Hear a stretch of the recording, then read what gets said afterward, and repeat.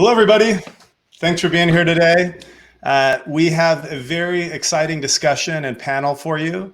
So we are talking about governance and proof of stake networks, but the conversation today will be a little more broad. We're going to be talking about not just governance, but the things governance really impacts, which are economics, security, return on investment, incentives, et cetera. So the interesting thing about proof of stake networks is that the majority of them are not two-sided marketplaces. And I think with technology, we've gotten to the point where we know how to start two-sided marketplaces. They're all over the place, but in our daily lives and in Web 2. But when it comes to proof of stake networks, I think of them as a three-sided marketplace. And you have, obviously, oftentimes, we'll use the example of Scale, where developers buy access to Scale chains. Validator operators, validator nodes run the software that runs the chains. But then we have a third party whom are delegators, and they delegate to validators. Sometimes those two parties are the same. A delegator could also be a validator.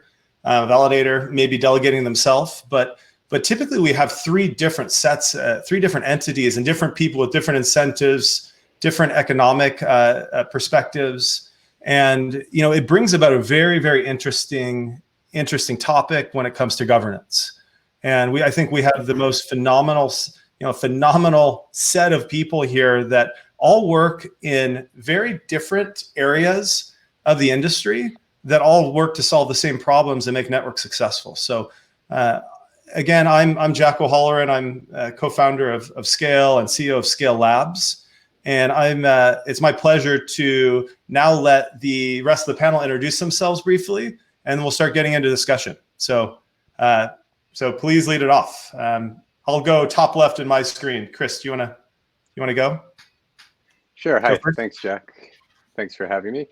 I'm Chris Remus. I'm the founder of Chainflow. We're a small independent validator operator and proof of stake network advisor. And I also spent some time at the Aragon project, leading their project team, building DAO governance tools, leading up to their mainnet launch. All right, Lorien. Thanks, Chris. Hello. Good to see you all. I've seen you online a lot, and appreciate everyone attending taking their time out of their day to attend this. Hopefully we can make it interesting for you. My name is Lorien Gabel. I'm calling in from the wilds of Wyoming, but our company Figment Networks is based out of Toronto, Canada, and that's where most of the people are. And we focus essentially on enabling people to use these new proof of stake blockchains. And that includes all the way up the stack, from token holders to community participants, and hopefully to developers in the next couple of years. So good to meet you all virtually. All right, thanks. Konstantin. Yeah, hey, I'm Konstantin. I'm the CEO and founder of Blockdaemon. We're a middleware tooling platform, really with the purpose of aiding decentralization by democratizing node operations for all relevant stakeholders. And so we provide independent tooling to deploy nodes and then manage services for stakeholders to participate in networks, and then toolings for exchanges, custodians, anyone who needs to interface with these blockchains with APIs and other such fine things. And I'm based in Berkeley, San Francisco. Hi, everyone. I'm Joe. I'm the CEO and co-founder of Bison Trails. Super excited to be here. Big fan of Scale and Jack and team, and also the other panelists as well. I've gotten to know this fine group of people over the last few years, and we've interacted in a lot of different ways. It's been fantastic to be a part of this community, and I'm really excited to be here and chat a little bit more about governance and what we have going on. Bison Trails is an infrastructure company. We help the world's top custodians, exchanges, asset managers, token holders participate in blockchains. Okay, awesome. All right, so this is going to be fun. We've got a killer crew here, a great cast, and we're going to get into some meaty topics. So first off, I gave a little context earlier about these different incentives, and it seems like they're all very clearly aligned, and for the most part they are, but sometimes they aren't, and we need to fix those issues. We need to change issues, and sometimes it's too late when you want to try to change something. And so good governance gets ahead of issues before they become a problem. So I also just want to call out that it may feel like, we've seen a lot of great proof of stake networks launch. It may feel like this is a mature space, but this is an incredibly immature space still, with some very mature business people and engineers and developers. And it's going through rapid evolvement, but this is going to look very different in 10 years. And the types of conversations like these and the people here that we're talking to are going to help shape that future. So before we get into where the future is, I'd love to just ask the panelists, what is the current state of affairs? What are things looking like? What's working well? What challenges do we have? And I'll leave that open for whoever wants to jump on that first. Sure, I'll take that. So I agree with you, Jack, that things are still very immature. I think governance over the long term is what's probably going to determine which networks are successful and which aren't, since that's its main feature, the ability to upgrade and change as requirements for the people who want to build on these networks change. So I think governance is ultimately super important. And at this point, I would say the governance is largely being still done and directed by the core teams. Or a very small set of community participants. Now, that's not an indictment in any way, but the reality is, I would say that that's the stage, and we have a long, long way to go before whatever that ultimate goal for effective governance has been shown. We're sort of in the, first inning, if we still play baseball here. So we do now. It's just the stands are empty. Stands are empty. We'll see. If there's one sport they should play right now, it's baseball. Yeah, exactly. It's the least. I think Lorien, back 3 more feet. Yeah. Go ahead. Please go ahead, Joe. No, I was just gonna say, I think Lorien's right. I think that honestly, quite frankly, I think that most governance is still an experiment, even in the more mature or more I say more mature, but the proof of stake protocols that have launched, I think the oldest one is only a couple of years old. And all of the governance that's happened on these different chains in different forms is still very, very early, and so much so that it's an experiment. And I think it's less necessarily of a time frame and less of a, will it take 10 years to shape this out, and more, what are the experiments that are going to happen from a governance perspective, and how can we accelerate the pace of those experiments? And this is something that I've been incredibly impressed with in the crypto space in general, as a whole, is the pace of innovation. And so what's really exciting to me is that the state, at least when I look at the market right now and I look at the proof of stake market in particular, this is a very exciting time to be involved in proof of stake in general, because there's a lot of protocols that are on the cusp of just launched, about to launch their main nets, enabling things like decentralized governance and voting, and that I'm excited to see the pace of that innovation and how that plays out over the next year and a half. Yeah, and I think one thing from a more sort of network perspective, one of the fun challenges obviously is the open source nature plus the need for decentralization. That really means that when we say these networks are in early stages, is that there's a lot to be figured out, how to actually ensure network performance that is efficient and of high quality. And so I think it's interesting too that it really varies per protocol. So they all have their own little life cycle based on maturity. I think it's super important to realize how early it actually is, and how the debate around governance and what degree of decentralization at what stage leads to what type of network performance, and how that's and what that means really. For us, it's been really interesting and also challenging to support this many different projects going live. And they're all kind of interestingly similar yet unique. Kind of Tolstoy's saying that all unlucky families are unique, and I don't know if you remember that famous statement. But it's kind of similar with these protocols. I kind of feel they all have their own little weird little natures and problems that make them fairly unique from each other. And so for us, the biggest challenge right now is depending on the desire and need of these networks to go live, the degree of maturity in the network might be quite low, and then we spend a lot of time updating, fixing stuff, and it's been challenging to find a cadence to interact and evolve these networks to ensure and provide quality service, right? And so for us, it's a lot of balancing right now in trying to get a lot of these networks from this very early iteration towards a more manageable platform capability. Yeah, and I would say, taking a step back, I almost think we're in almost like a third wave of network releases, just taking a step up a little bit. I think the first release was Tezos Cosmos, and the networks that followed very closely after that. And then I think toward the end of last year, it felt like another wave of releases, and it seems like it's almost coming in 6-month cycles, where now July seems to be a really active month too.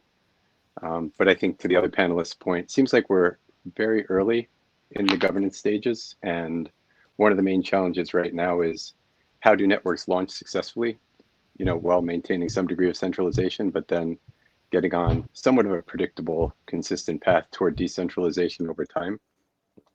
And I would also add, from helping build some of these tools, I almost think, to an extent, we know how to build the tools to decentralize governance, but we don't really know how to use those tools safely yet. And I think of certain network experiments that are actually looking to push the button on a DAO from launch. And while we know how to do that, we know that the tools will probably work, let's say 85 to 90% of the time. It's a really powerful and somewhat frightening thing to do when you're actually taking out that human, what would you call it? Almost like a panic button. Because once you've enabled, the holders to initiate on-chain governance, and there's no panic button to hit just in case something goes wrong, all bets are off once that change takes effect. So I think governance is super powerful. I think we have some of the tools to do more than we're doing, but I think we have to take a really measured approach to get there. Yeah, that's a really good point. If we start on day one with complete on-chain governance, manipulating everything that happens, they're going to have, we're going to be in a rough place, right? You've got to grow and evolve to that point. So yeah, wondering, I think that's a good segue to the next question here, and feel free to piggyback off this last piece too, that last comment with your answers. But I think even many of the most knowledgeable people about network protocols, about cryptography, blockchain, don't really know the nuances of the role validators play in network governance and DevOps and support of networks. I mean, I feel like the more, and as I've gotten into it over the last couple of years, I just have this great respect and admiration for almost like the workhorses of this industry. And sometimes you can feel like an unsung hero, but maybe we could just shed more light actually on what validator validator operators are doing to support these networks, and then kind of like roll that into how that impacts governance. What do you guys do? Who wants it? Jack, you sure you want to? We drink beer and go to conferences, basically. Yeah. So, great question. Clearly, we make blocks and provide security, at its fundamental level.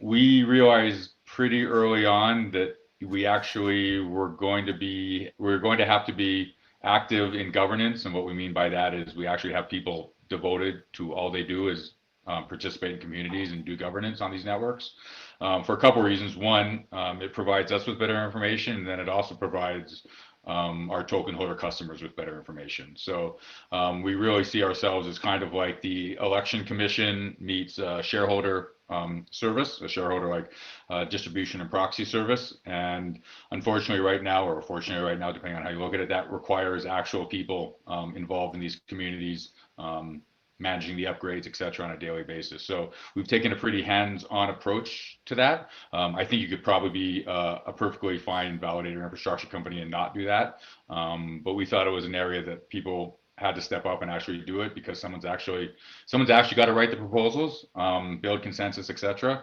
So I think it fits well with sort of our overall vision about making it easier for people to engage with these blockchains. But I think it's super important. I think one of the big problems is, the next question to ask is how do you compensate people for doing that? I think, I don't know how many proof of stake networks are launching this year, prior year, what, 20, 30 guys, something like that, a large number. And although they may all have different target markets, they are going to be fighting for developers, validators, people running infrastructure, They're going to be fighting for community participation, people to do governance, all that stuff. And so I think what's coming next is the networks that can, it's not all about money and it's not all about incentives, like financial incentives. So I think that's pretty important. There's lots of things about community and tools and features and functionality. But I think that the next phase in the battle between these networks, at least the ones that are directly competitive, is that how are you going to compensate people for writing a proposal, submitting code, and building consensus, which is a massively time-consuming process once the core team has stepped out. So I think it's a great question.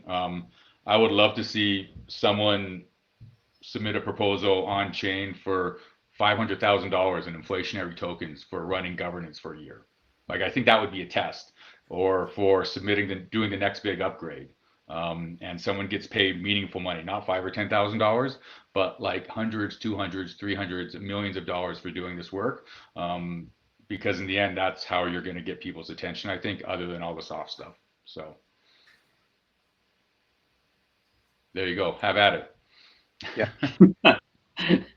I'd say, well, first off, Lorien, that's like thank you for painting that picture, because I think like you hit on a lot of really accurate, a few very accurate sort of tensions within the ecosystem, and something that like we all in our own respects as operators, as company operators, as blockchain and network operators have to deal with pretty regularly.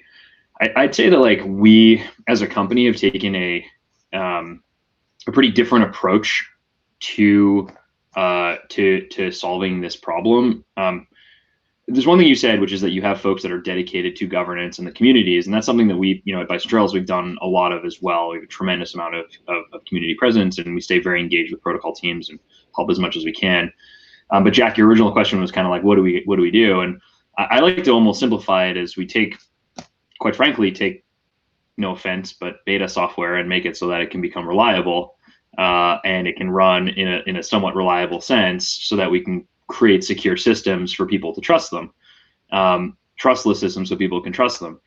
And obviously, as the protocol gets better and governance improves, that software moves from beta into these more advanced stages, and we get more reliability. And I almost view us as technology, Bison Trails in particular, and a lot of the folks on this call as technology providers, helping move the technology forward so that it can get to a point where you could easily put an on-chain proposal together for $2 million for someone to upgrade the whole network. And that's a hard concept to sort of wrap your head around.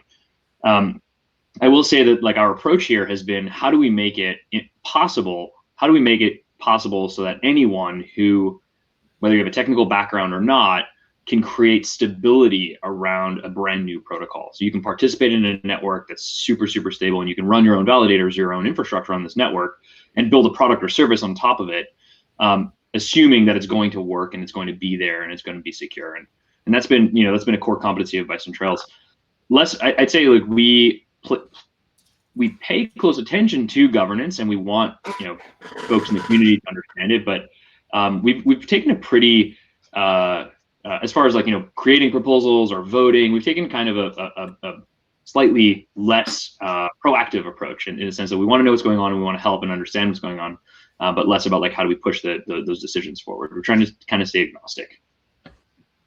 Yeah, and I think to that end, like, we have a similar approach. I think for us, we're probably even further away on Blockdaemon side. Like for us, we're very like what we really look at is what does the tooling landscape look like for a protocol that over time as many people as possible can operate nodes, right? And so for us, it's been interesting with trying to really gauge the degree of tools that are needed for these networks. And what's interesting is that I think our work changes, and Joe was kind of, I think you were saying the same thing, is like over time, the type of tooling and the work we do shifts, which is, very early on, it's all around how to, build a test net and do bug fixes and figure out how these different nodes work across multiple different cloud infrastructure models, and then evolving towards, how to onboard investors safely and work with custodians so the initial group of stakeholders can safely interact. And then over time, it actually becomes a lot more fun because then you're kind of building the tooling and opening up the node ecosystem for people to actually easily connect and also build on top of these platforms. So we're constantly kind of learning more about what we need to do also in these particular projects. But kind of, I mean, it's tricky to do that well across a lot of different protocols, just because each one of you guys, like SKALE, for example, speaks a fairly unique language also.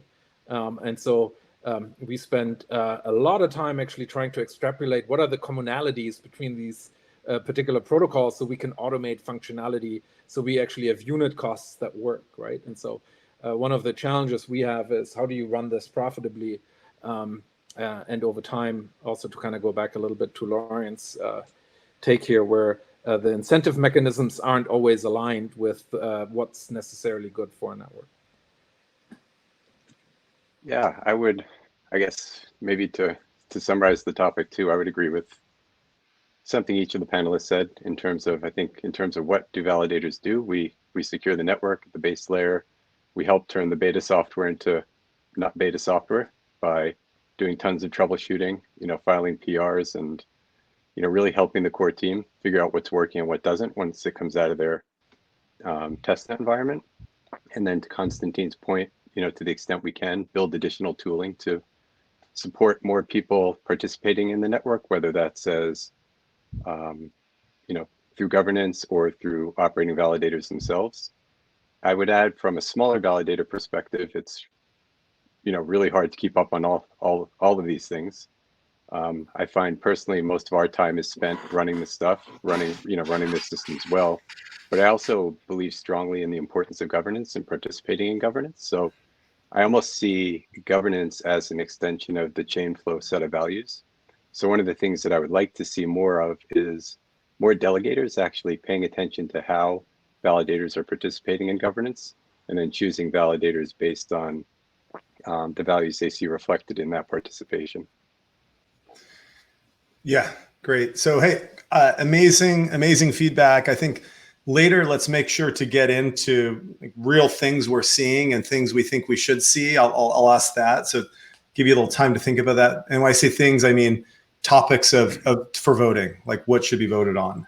I think that's, but before we go there, Chris, I'd love to get your perspective here. You and I have had a lot of really good conversations about this, about like how to create a non-brittle, anti-fragile network.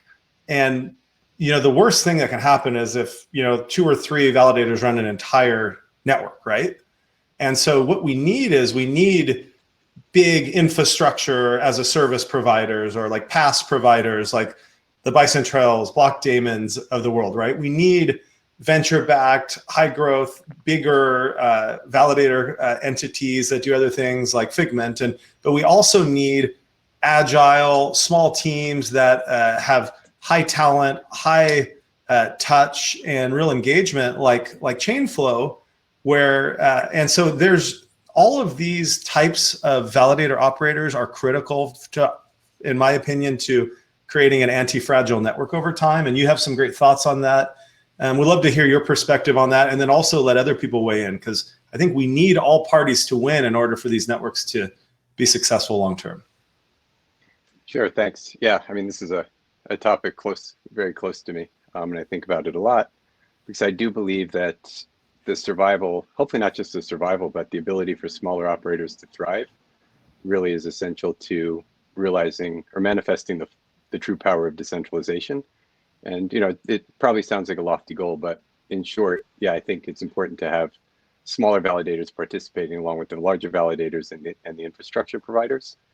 And I think a lot of it comes down to making the network itself welcoming to these validator operators. And a lot of these networks start out with a small controlled set of validators, which I think is important in order to launch a network stably or in a stable way. And the difficulty there is that smaller validator operators don't necessarily have the resources to do marketing. So a lot of them go under the radar. So it's difficult for networks that are very busy to find these validators. So I think part of it's on the smaller validators ourselves to to get together and try and share resources and make ourselves known and make ourselves more visible. But I also think, for example, like the approach you've taken, Jack, at Scale, understanding the importance of the smaller validator participation from the beginning is important, because I think as long as you're holding that in mind as you go through each one of these steps and take some conscious actions in order to include even a small number of smaller operators from the beginning, sets us up for a diverse set of validators in the long run. So I think it starts with the intention, and then just taking small steps along the way, along each step of the network's evolution, to make sure that smaller validator operators are represented. And I think that's where it starts.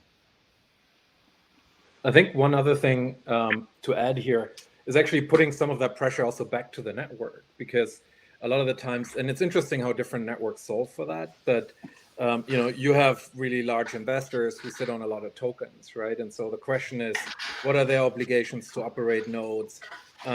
What happens if you have, you know, huge holders who, you know, put all their tokens on one node? They might operate themselves, and how can you actually build a you know, kind of sort of agreement within the actual stakeholders of the network to also support validator diversity, right? And so, and that's been interesting for us because we're kind of at fault and then also beneficiaries of it, right? So like most of us, we work with particular investors in every network, and it's like, oh, you know, their tokens land on our nodes, and I'm sure it's the same for all the guys here. And then you have, you know, large investors who run their own nodes, and tokens never really move around. And so how do you actually incentivize people to change delegations without also breaking the commercial models that underpin this over time? And so, you know, SKALE has foundation votes that they give out to activate smaller validators. There's networks where, you know, Cosmos actually just had a great effort by one of the larger holders to say, let's redelegate tokens to smaller validators. But a lot of it is also, I think, goes back to you, Jack, of like, you know, what to what standard are you holding the actual token holders when it comes to engaging with validators? Yeah, and one of the questions that I pose to the SAFT holders and the big bag holders who you know, make, you know, they're critical to network success. You need people to see your vision and your future when you don't have the vision and future ready, and you know, and so what they care about is, one, they care about return when they're staking, but they really care about their principal too. And so part of what I say is, hey, like, let's say we were starting you know, Uber or Lyft 10 years ago.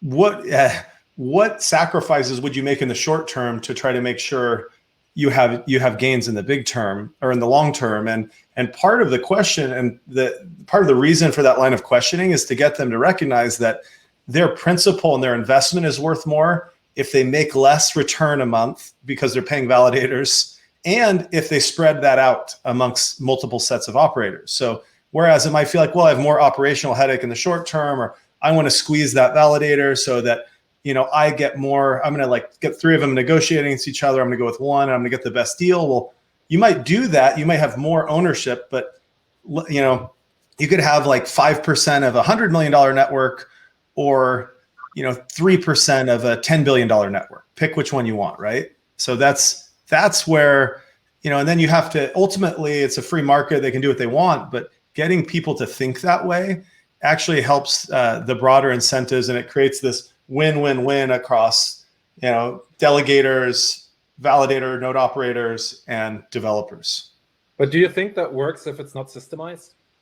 If it's conversations versus something that's hard-coded in the network? You know what? So that's a phenomenal question. One of the questions I was going to pose to the rest of the group is, why do we not see hard-coded, guaranteed like minimums going every month from the return to each node that's being operated? How come we haven't seen that being brought forth from a proposal perspective yet? I know it's a hot topic of conversation at Scale right now, and it's one of the things that, you know, we can hard code into these systems. Like, can we take a, you know, let's say every month, let's pretend, make this not about technology. Let's say it's a ride sharing platform, and every month before we pay out each, you know, the investors, we take a cut to pay all the riders. Okay. And here it's like, if we don't do that, it's just, we just hope that market forces align, and it's hard before you're at this mature place without some governmental structure or in-chain rules to do that. So it's something we're considering. I'd love to hear everyone's thoughts on this, and I wonder why we don't see more of that. I have a sort of a thought on that, but also I guess I don't know if I would necessarily classify this as a challenge, but maybe a question for both Chris and Konstantin on that. The sort of opinion there is,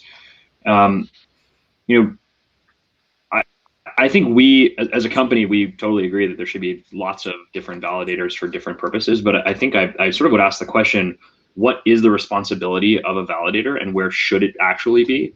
And do you actually need to be the person that is writing the code that helps run these networks and also the person who is voting on the governance proposals?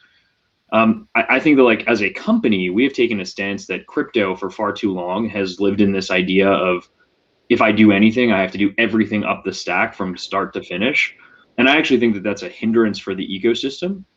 And so, I agree, Chris, there should be easy ways for folks to participate in a whole bunch of different networks and help govern them. But that doesn't necessarily mean that you need to be, spinning up Azure instances as well. Those jobs can be independent jobs and independent responsibilities as part of the ecosystem.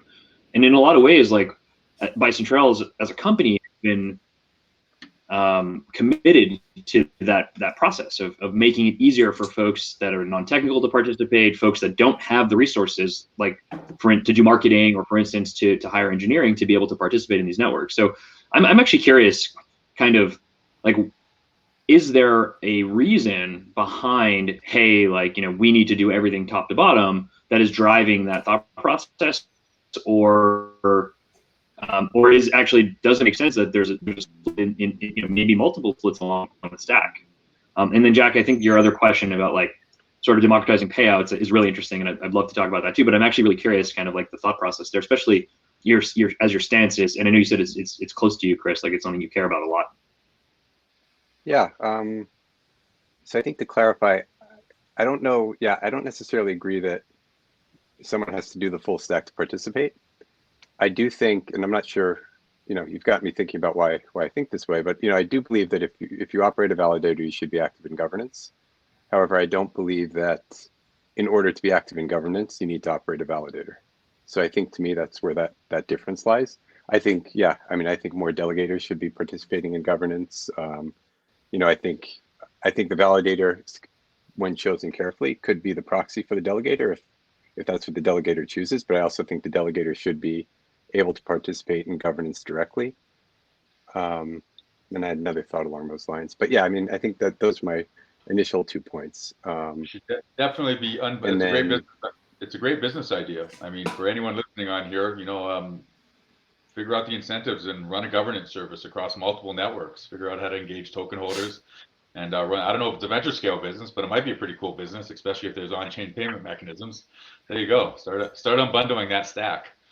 And Lorien, I think you always have a head start on that, don't you? Yeah. I don't know if I want to be the election commission, but someone should do that. Sorry, I'm going to take this 10. How many? I was going to ask Jack this, but it's his panel, so I'll ask everyone. So you're not answering all the questions. How interested currently and why do you think token hold? And I guess there's also an ought question is, should they be involved in governance, especially for large token holders who have significant holdings?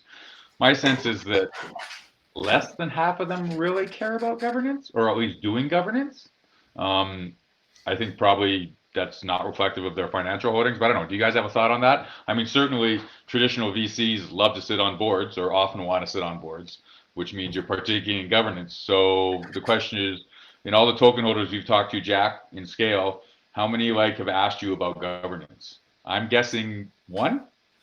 Yeah. So here, one thing I've learned in, I think, many, many years of working with large Fortune 500 companies as customers, you ask them about stuff and then they seem to not care. And then finally, when there's dollars on the line, they're like, what in the hell's going on? Right.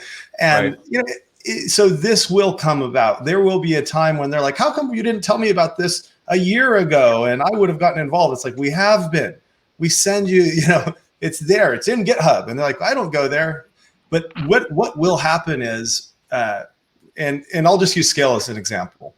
There will be a point where we all may say, we need to increase fees for Scale chains, or hey, we are limiting our growth. We need to decrease fees for Scale chains. And guess what? That impacts validator return. Or validators say everything, the delegators are happy, the dApps running chains are happy. We're not happy. We're doing all the work. How can we create more of an economic incentive and win for the people that run nodes, right?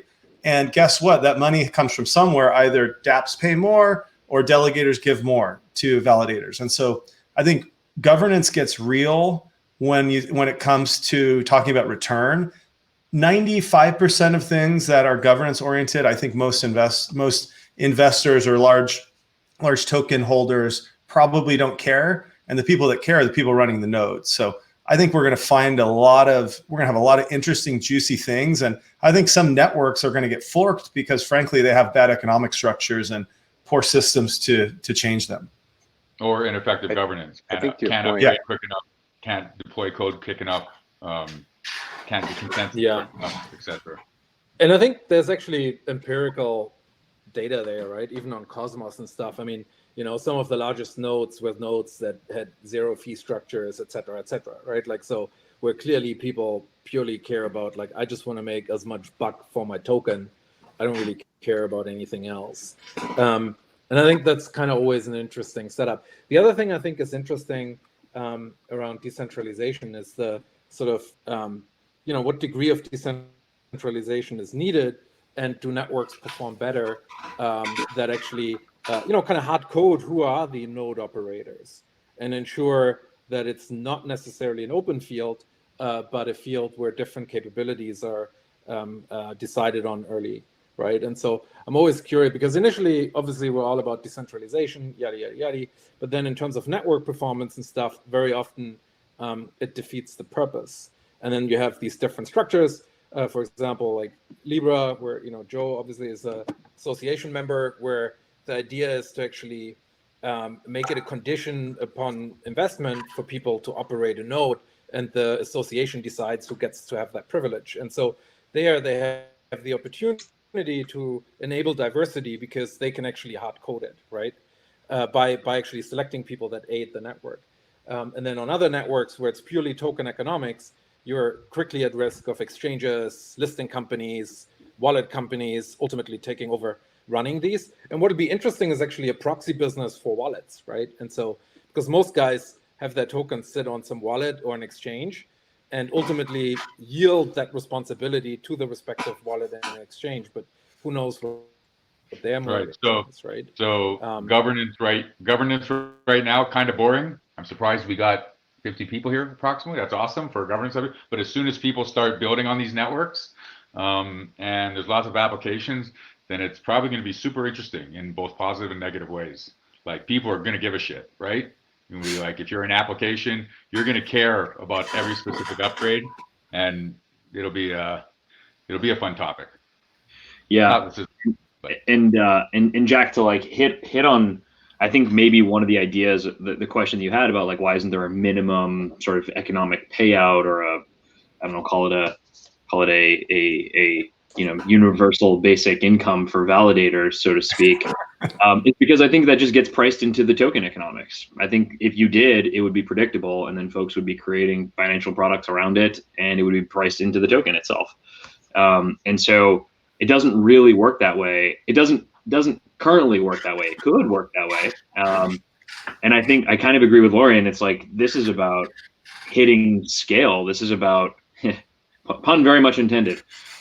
This is about scaling these networks and growing them. And the folks that are on this panel, all of us on this panel today, are all about the future where crypto networks and blockchains are pervasive, and these crypto economic systems are helping drive governance in them. And so I totally agree. Like, if the network is worth something and there's real value and Jack, you said this, if there's real money on the line, and Lorien, you said this, if people actually use the thing, governance is a topic that people will care about, and it'll be hard. It'll continue to be hard. And companies, individuals, independent contractors that do hard things should get paid for the hard things that they do. Yeah, and I think Jeff, coming back to this original question or original concept, and I think Lorien highlighted it. I think governance is largely taken for granted right now, and I think it'll take some pain to be experienced by the different network stakeholders until people start to take governance seriously and understand. We're in the high school Model UN kid stage. We're all just kind of playing right now. So, yeah, that's generous. Student council. Yeah, right, exactly. We're the Model UN kids. Oh, yeah, I was right. So yeah, I think until something really gets people's attention, in some, you know, it's when something gets somebody's attention that really matters, and typically that comes down to, you know, financial considerations, then governance will probably become much more important to a lot more people. And then to your other point, sorry, go ahead. No, go ahead. Go ahead. I'll comment after. I was going to finish by saying to your other point about the universal basic income that Joe coined there or adapted is that, you know, I think that's one barrier to entry, just being able to pay the bills for some smaller operators in particular. But I think the other barrier to entry before that is even, you know, the cost of buying into some of these networks as well. Because I think there are a number of smaller operators who would participate on more networks if they could afford to, in terms of the minimal buy-in, and pretty much put their, you know, sweat equity into operating the networks. So I think before you offer that universal basic income, the first question that needs to be answered is, you know, access to actually validating on the network in the first place. And then once we have that figured out, you know, then the universal basic validator income makes a little bit more sense to me. Yeah, so what came to mind is this whole, like, it's like taxation without representation. And until people feel that way, like money is leaving my wallet and going there or going towards the community and I didn't have a say in it. You know, when that starts happening, I think governance will be very hot. And thankfully, this community broad community of crypto enthusiasts and all of us working here, like, are, I'd say, geeking out about this already and building the right rails, but other people will soon care. So, and that actually, when I think about this component, what I'd love to ask is, what roles will custodians and exchanges play? And what good things are going to come out of that, but also what negative things may come in terms of, you know, this whole taxation and real economic shift that, you know, may come from this, because we're at the very early stages of exchanges getting involved with yield farming and proof of stake, et cetera, right? Yeah, and I think on that front, just one angle to that is, I think one great thing about custodians and exchange very often is they're kind of really the UX experience into this very often, right? And so for a lot of the projects, the user experience is terrible to actually figure out how to stake stuff. And so the big benefit a lot of the exchanges and custodians have is that they, you know, ideally in a perfect world, have interfaces that make this easy for people to directly participate in the networks without even having to understand what's the difference between a Blockdaemon operated validator and one that Lorien runs, or you know, like kind of like the you know, kind of if you're just interested in, hey, I want to try out a financial product and participate in some of these things, right? And so I think often the exchanges and custodians are the sort of UX that leads into that, and they've done a decent job to some extent in it, right? And then there's the interesting dichotomy between the two of custodians really about providing security to the users and exchanges doing the same, but also exposing obviously user funds to bits and pieces. And so I don't want to comment on the bad stuff because there's, you know, a lot to be said about what happens when they have huge holdings, and are they good network custodians? Are they good people to secure the network? You know, it's actually also really a question for you guys, but for you, Jack. But yeah, I'll leave it at that. Yeah, I mean, I think I see it as growth, and it's more access to growth for all of these networks. And there's a lot of incredibly positive things that can come from this, but there are some easy to spot negative things that could come as, you know, as we see like a Coinbase and Binance owning collectively, and almost half of the entire exchange market, right, globally. And then the custodian piece. The good thing there is they make it just easy from a user experience perspective for huge bag holders to come play a role in governance. But where a lot of the gap I see, it's like the DevOps trough. Like the people that do work on the networks end up having less of a share of voice. And so people that understand what needs to happen to make the network keep running effectively. And that's where I get concerned. It's when the people on this call have less of a share of voice in what happens to the network. Do networks get more brittle? Do they become more centralized? And that isn't always bad, but it can be bad in terms of security, in terms of compliance, et cetera. There's a lot of issues that come from that. So that's where I see a real issue forming. But I like the growth. I think right now we're all in trust of you, the central core teams, basically. So for the time being, let me flip that on its head, Lorien. I think like we as a group need to convince these core teams to endear the core teams like Jack and the SKALE team that what we do is important enough to forego, make trade-offs in some way, shape, or form. Because everything you're describing is just a set of trade-offs, Jack. Whether it's more exchanges supporting SKALE, more custodians supporting SKALE, more infrastructure providers supporting SKALE, more DevOps teams supporting SKALE. You're sort of constantly making trade-offs, and we're making trade-offs. And I think it's up to us. I think it's up to us to prove to the world, prove to the ecosystem that the technology we're building, the work that we're doing, the governance choices we're making, the proposals we're writing, the tooling we're building is valuable. And that shows in people using the product, using the protocol, and using the blockchain. So I think I fully understand like a scenario where there's concern that maybe a Binance and a Coinbase kind of like own a lot of, or hold a lot of, let's just say hold a lot of the tokens. But also I kind of view it as like this is progress. This is maturing the ecosystem, and it will continue to evolve economically and from a sort of technology perspective as well. So I'm less hesitant to sort of put up walls there and way more open-armed and say like, sure, like let's find ways to get more exchanges. Let's create more competition for Binance and Coinbase. Let's create more competition for the custodians. Let's add more folks. Next time we do this panel, let's have 10 people on it, because I think that if all of those companies are competing for like the business as is, it's not going to matter enough. Like we all need to grow this ecosystem much, much, much more. So I'm not as worried. I guess like what I'm trying to say is I'm not as worried about those things, because I realize they have problems. There's problems associated with them, but this is, to me, we're in the early growth phases. Yeah, I would say. I would say, coming back to Konstantin's point about an exchange being the UX to staking, for example. I think that's true to a point, but however, if the UX is only presenting somebody with a single staking option, I think that's the big problem and the big limitation of this. And then I think also, maybe as Konstantin said earlier, once people stake, they tend not to move it around so much. So, once the exchange receives a user's stake, it's likely it's going to stay with that exchange.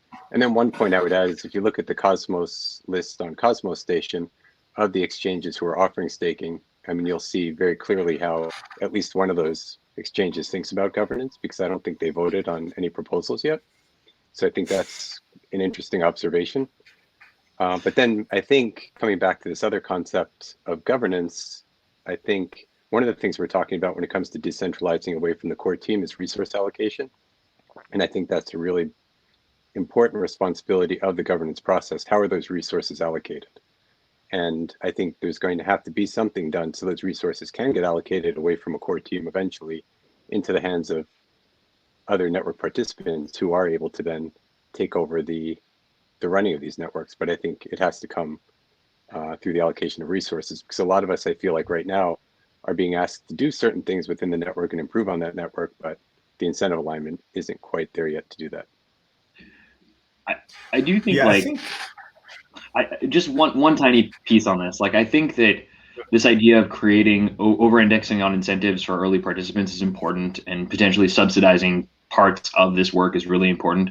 But I also think like it's worth keeping in mind that, you know, crypto networks, blockchains, crypto economic systems as we see them today were built on crypto economic fundamentals, where like game theory is part of it, right? Like you can't just kind of sway it in one direction or the other. Like there should be markets at play here to create that balance and that stability, because that's how you create trustless systems. Like I will be the best actor possible because it benefits me, and acting, you know, selfishly means everyone else can act selfishly, and we will end up in a strong equilibrium. And that's you know, an important fundamental of crypto systems that, you know, I think it's important from a bootstrapping perspective for us to recognize where they fall flat, and, you know, why marketplaces can subsidize a seller or buyer side of a market. But it's still important to keep in mind. We should try not to break that.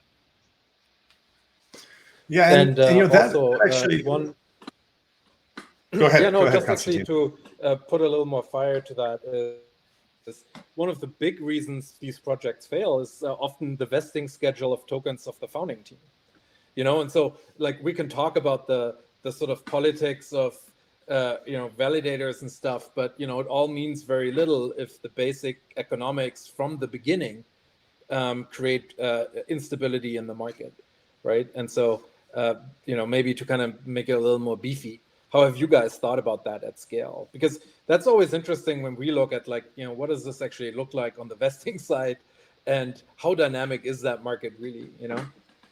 Yeah. By the way, do you know the vesting schedule at Scale? Because I'm excited to tell you if you don't. I don't, so I would love to know. Okay, so this is one of the things we're proud of, and I 100% agree. And first off, I think smart core teams understand open source, and they understand the ownership economy. And so our job as the core team is to create something that everyone owns, not something we control and we own and we already have liquidity from, right? And so our goal, and why we spend so much time thinking about governance, thinking about what's the right role, thinking about economic wins, is because we're trying to, you know, this is our time to form something, and then if we don't get other people to come grab it and take the reins, it will die. It won't fulfill its goals. So the other piece of that then is like our incentive structure. So 99% of the core team at Scale has a 4-year vesting plan that doesn't commence until the network phase 2 launches. So I haven't vested a single token. I've been doing this for, you know, almost 3 years, and same with everybody else on our team. And so we start, and then the investors, the SAFT holders, people that purchase SAFs, and some of them almost 3 years ago, their first day of unlocking investing starts the same day that the network launches. And so if you have all these people that just like accrued tokens and then have liquid from before, and then tokens are liquid when the network launches, you create these really misaligned incentives, because the incentives then are like, how can I take money off the table quickly, as opposed to how can we create something of value that everyone owns over the next 5 to 10 years. So that's what we've done. And hey, it's, I think, a far better economic view than, you know, having a 2-year vesting schedule that would have already be completely. We also have a 1-year lock, by the way, the core team and most of the investors as well. But then I would challenge the statement, most of the investors then is kind of worrisome, right? Because then there's some guys who don't have it, and you can't sell out of it. You know, that kind of, it's tricky, because it's actually really hard to predict the economic performance also of the actual token. Because one way we've talked is, you know, how do validators make money and benefit? And then obviously there's the percentage fees and all that type of stuff. The other big thing is obviously the value and market performance of the actual token itself. Yeah, well, and I'll tell you one thing we also did is, so when I say most of the investors, it's because the earlier investors who were in the first seed, they have a 6-month release, but they have a 36-month lock that all starts. So they're 3 years, even though they get a little liquidity earlier, they have a 3-year plan. And so when you have 3-year plans that don't start for investors all the way up to 15 months, so you're either locked from 15 to 36 months if you bought Scale before. You know what you do? You stake those tokens. And that's why we have it. You don't sell them on exchange. You stake them. and then validators get return, and that's who runs the service. And ultimately, it's like, how do we service dApps? How do we help Ethereum scale? We need secure chains for people to run smart contracts, and all the other things have to be game theoried out to make sure we have a secure network. Yeah, oh, that's great, and that's exactly the important conversation.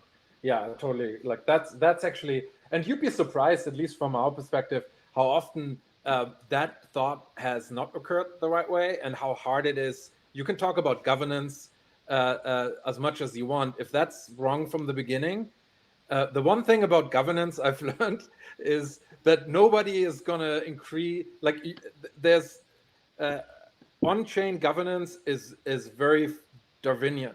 People care about how they do. And so, you know, kind of nobody is going to give away some money for the larger picture here, is kind of sort of what I've seen, you know, and I don't know if that's, if that remains true, but it's interesting how hard it is to change those economics once you've put it in place. Yeah, that's a really, phenomenal point. So, hey, we've got a lot of, we're running, I've been trying to thread some of the questions and themes into the topic, but it's been so action-packed. I'm sorry we didn't get to all the questions, and we have an hour here. Let's just ask one of them, and I think real quick, and we'll try to answer it briefly, but do you think there's a maturation in the market that needs to happen where protocols need to act like traditional software companies and how they ship products versus just launching a token first and then saying they're going to launch later? Anyone want to address that? I think they are. I think that's already happening. I think that has happened. I think that we saw some pretty bad versions of that in 2016, 2017. And since then, we've seen some maturation from the founding teams and core teams, and the projects that are still around are doing a much, much better job. And Jack, what you're describing about your vesting schedule is a really good illustration of that. And I think that tying this back to governance, and I'll credit our protocol specialist Richter, who sort of was kind of talking me through this at one point. He was saying that bringing in governance into launching a network and bringing governance into the early phases of a network allows these protocol teams, Scale and other protocol teams, to phase in features. And we've seen this with some of the most recent protocol launches where maybe transfers aren't enabled yet. Maybe we're removing pseudo. Maybe we're adding in the contracts to allow permissionless validators to join the group. And I think that is a almost like decentralized blockchain version of protocols acting kind of like these software companies, what we would think of traditionally as like software companies. And it's super cool. To me, again, like that is the innovation that we're seeing on the governance side. I'm so excited to see that continue for the next year, 2 years, and where we end up. Yeah, there's still a lot of learning to be done. I always love when new networks kind of do heavy updates on a Sunday, or like, kind of just sort of like the sort of general, like I remember there was one on January 1st, I think this year, where you're kind of like, come on, man, like you got to be planning. Always Monday somewhere, Konstantin. It's always Monday somewhere. It's very true. your Sunday is someone else's Monday morning. Yeah. Well, but it's, there's been definitely, I mean, you have to mature as a network because otherwise you're not going to make it. Specifically, it's nice now that there is actually competition between these networks now that a lot of them go to mainnet, right? And then the other thing is, I think a lot of the stuff we do as well, and I'm sure that's true, for everyone here, is the sort of kind of sharing best practices on how to do this stuff. Because obviously we have these conversations with like 10, 15 of these protocols on our side, right? So we're kind of the little, like working, I don't know, weasels, animals, that kind of, whatever. A little more aspirational than weasel, but okay. I like workworkhorse. That's better than weasel. How about beaver? We do that. Beaver Can we sounds be a better. Pony at least? We don't have to be a full horse. Can we, at least a pony? Yeah, we're still Everyone good. Yeah. So the working pony of the network, but that's interesting too. Is like that's one of the key questions, right? Is like, what are the best practices? What have you learned? How other networks do it? And so we're kind of, I guess, all of us, we're these little vessels of knowledge, because obviously we've been doing this for a little bit. Yep. Vessels of knowledge. Awesome. Vessels of knowledge. I'll take that one. Vessels of knowledge. we're running a little over. I just want to stop now and say thank you. This has just been, I think we just scratched the surface too. Okay, I got like a quarter of the way through the questions I had, and it just shows I think the richness of this topic. And I think we should do it again in a year with the same group here, and we're going to have a really interesting conversation. But I would like to tell everyone, please check out the websites of all the participants here and contact information. I believe it's on the landing page, and we will be writing a summary later and sending that out. And if any of you are looking to stake your SKALE tokens through the Activate platform, all of everyone here will be represented, and we'll be running SKALE nodes. So we're happy to have our working, busy beaver ponies, working ponies making this happen. So thanks, guys. It's been a pleasure. Thanks. Thanks, Jack. Thanks, everybody. Bye. Bye, guys. Thanks, everyone.